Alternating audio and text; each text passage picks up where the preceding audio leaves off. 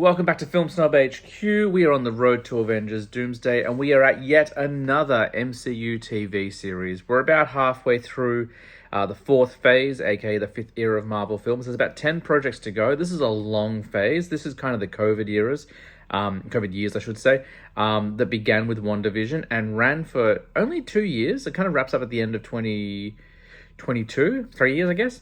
But there's so many projects. They just pumped out so much content, which is where I think a lot of the backlash came from. I have enjoyed all of them individually, but as I said, look, it is a lot. Because, even when they're, in their prime in phase 3, when they're pumping out so many movies, there's movies. Once you bring TV shows into it, it really slows things down. However, that all being said, I'm going to talk about one of my favorite TV shows today. This is a TV show that caught so many people by surprise.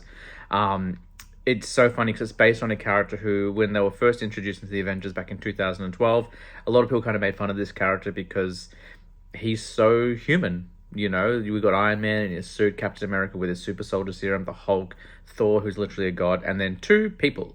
However, he has grown to become a fan favorite, and his TV show is one of the best ones they've done. I am, of course, talking about Hawkeye. Hawkeye is incredible. If you have not seen Hawkeye, go and watch it now. It is a pure delight from start to finish.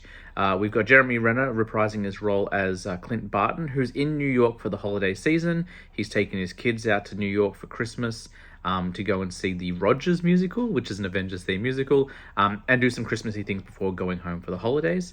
While he's in there, he gets caught up in a bit of a gang war, accidentally maybe started by Kate Bishop here, played by Haley Steinfeld, who's brilliant in the role. She's so fun. She's a Hawkeye Uber fan. She was there during the events of 2012's Avengers film as a young child. And when she saw Hawkeye save a bunch of people, even though he was human, she wanted to be just like him and kind of has emulated him since that moment. She ends up kind of breaking up an illegal black market auction where they're selling off the Ronin suit, which of course Hawkeye wore in Avengers Endgame. And it turns out that he wore that suit and killed a lot of people, as we know. Some of those still in New York, particularly a group of bad guys called the Tracksuit Mafia, who are as ridiculous as they sound. The flick is jam-packed. The TV show is jam-packed with characters that we've seen before, which is really good. We have the return of Yelena Belova from Black Widow, who's really fun in this. She's ruthless and violent and deadly, but also has a really great, friendly bonding scene with Kate Bishop, which is really fun. And she's got some really great humorous moments as well. We're introduced to Jack Duquesne, the Swordmaster, who in the comics is actually Hawkeye's mentor. That isn't really touched on in this show. He's kind of his own character, but Duquesne would come back later in Daredevil because he's a vigilante. And if you've been watching Daredevil, you know that Fisk wants nothing to do with vigilantes. We also have returning... Spoiler. Kingpin is the mastermind behind the villainy in this show as well. Vincent D'Onofrio crushing it yet again. A much more comic book accurate Kingpin than we've even seen in the Daredevil Netflix series. He's showing superhuman strength because he gets hit by a car and he gets shot and all sorts of stuff. And he's just a movable force, basically. Unstoppable force, whatever they say. We are also introduced to the character of Echo, who is a fighter who is deaf. And she has come up against Daredevil in the past and will come up against him in her own show. And that's kind of an interesting sequence because they both have to fight each other. One's deaf, one's blind. They can't rationale with each other. It's really interesting. And of course, not necessarily a hero or a kind of costumed character, but Vera Farmiga of the Conjuring franchise makes an appearance as Eleanor Bishop, Kate's mum.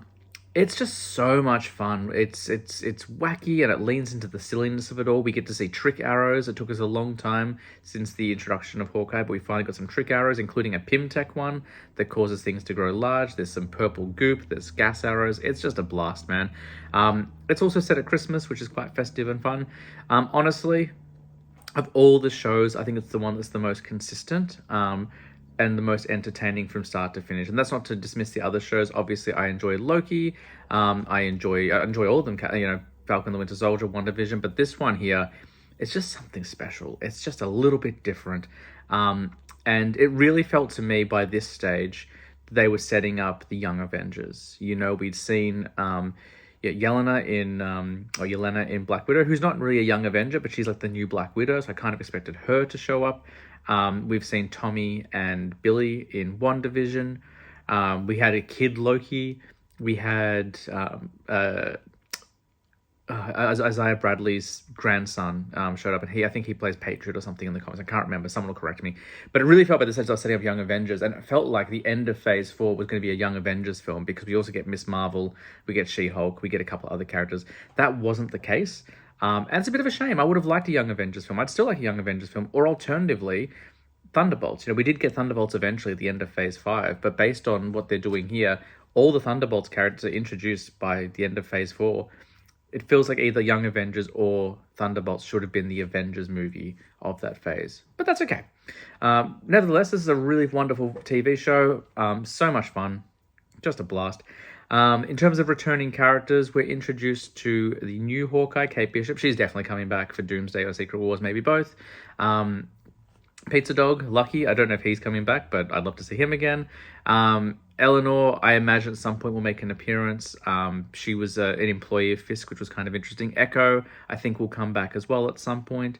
And Kingpin, I don't know whether he has much to do in Secret Wars and Doomsday. It's not necessarily from Secret Wars, but in the Old Man Logan comics, a lot of the villains kind of subdivided the continent of America, and each villain got their own kind of region. So like Fisk had a region, and Red Skull had a region, and Loki had a valley and stuff. So maybe they'll do something like that. I don't know. That'd be kind of cool. If like kind of this new battle world was like each dominion within battle world was run by a different villain. That'd be kind of fascinating. I think that might be a way to bring him back in. But yeah, Hawkeye. Next up is Spider-Man No Way Home.